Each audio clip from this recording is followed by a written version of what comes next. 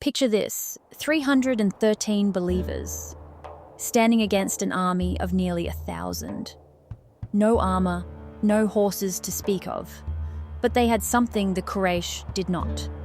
This is the story of Ghazwat Badr. A few years before Badr, life in Makkah had become dangerous for the Muslims.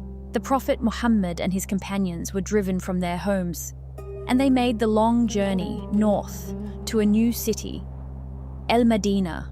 We call this journey the Hijrah. 2 years later, the Muslims heard that a trading caravan from Makkah was passing close by.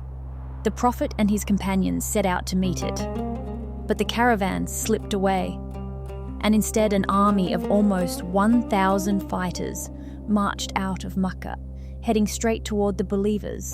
They met at a valley with a small well. That valley was called Badr. The believers counted a little over 300. The Quraysh army was 3 times as large.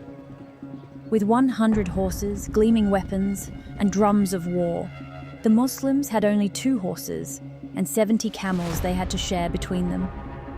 By every measure of this world, the believers should have lost Ghazwa, a battle in which the Prophet Muhammad himself led the believers, and Badr, the name of the valley where this first great Ghazwa took place, on the 17th of Ramadan, in the 2nd year after the Hijrah. The night before the battle, the Prophet did not sleep. He stood at a small shelter of palm branches at the edge of the valley, facing his Lord.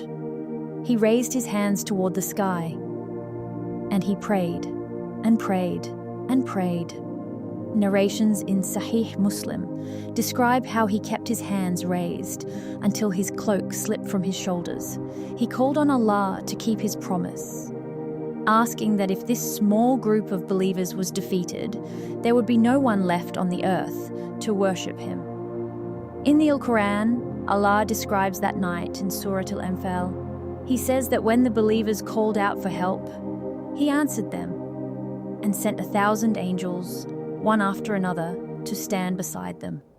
The next morning, the 2 armies met, and by Allah's help, the small band of 313 believers were victorious. The Quran calls this day Yawm al-Furqan, the day that separated truth from falsehood.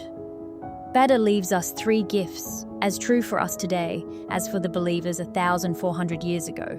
First, Tawakkul, to trust in Allah, especially when the task in front of us feels too big.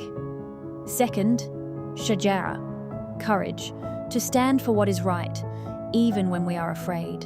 And third, Duʿā, to ask Allah from the quiet of our hearts, knowing that no call to Him is ever wasted. Tawakkul, Shajāʿah, Duʿā, the lanterns that lit Badr and still light our way.